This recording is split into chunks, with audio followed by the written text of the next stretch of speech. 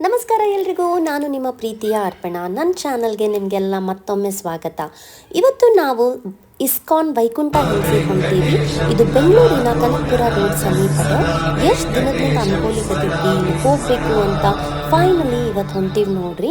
ವೈಕುಂಠ ಏಕಾದಶಿ ಹಿಂದಿನ ದಿನಾನೇ ಹೋಗಿದ್ವಿ, ಯಾಕಂದರೆ ನಮಗೆ ಗೊತ್ತಿತ್ತು ಏಕಾದಶಿ ದಿನ ಭಾಳ ರಶ್ ಇರ್ತದಂತ ಹೇಳಿ.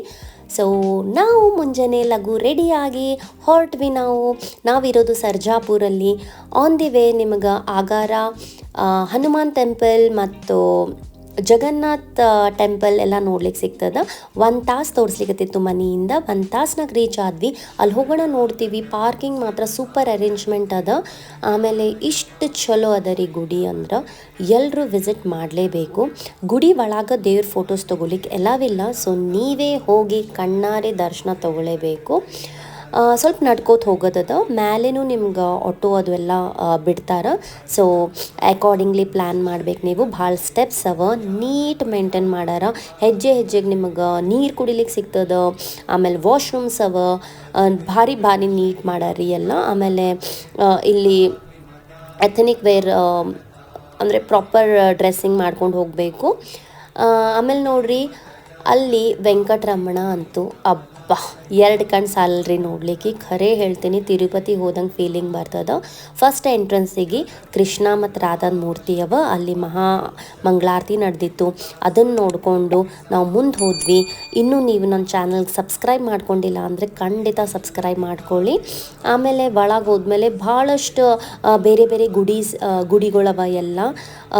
ಲೈಕ್ ಲಕ್ಷ್ಮೀ ಗುಡಿ ಅದ, ಆಮೇಲೆ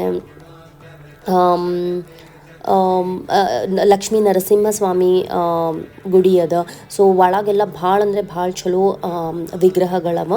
ಆಮೇಲೆ ನಿಮ್ಗೆ ಮಂತ್ರ ಅದು ಹೇಳಲಿಕ್ಕೆ, ಚಾಂಟಿಂಗ್ ಮಾಡಲಿಕ್ಕೆ ಮೆಡಿಟೇಷನ್ ರೂಮ್ ಅಂತಲೂ ಅದ. ಅಲ್ಲೆಲ್ಲ ನಿಮ್ಗೆ ಗೈಡ್ ಮಾಡ್ತಿರ್ತಾರೆ. ಕೆಳಗೆ ಇಳ್ಕೊಂಡು ಬಂದ್ವಿ. ಅಲ್ಲಿ ಎಲ್ಲ ಬೇಕ್ರಿ ಐಟಮ್ಸ್ನು ಎಲ್ಲ ಮಾರ್ಲಿಕತ್ತಿದ್ರು. ನಿಮ್ಗೆ ಅಲ್ಲಿ ತಿನ್ಲಿಕ್ಕೂ ಎಲ್ಲ ಸಿಗ್ತದೆ.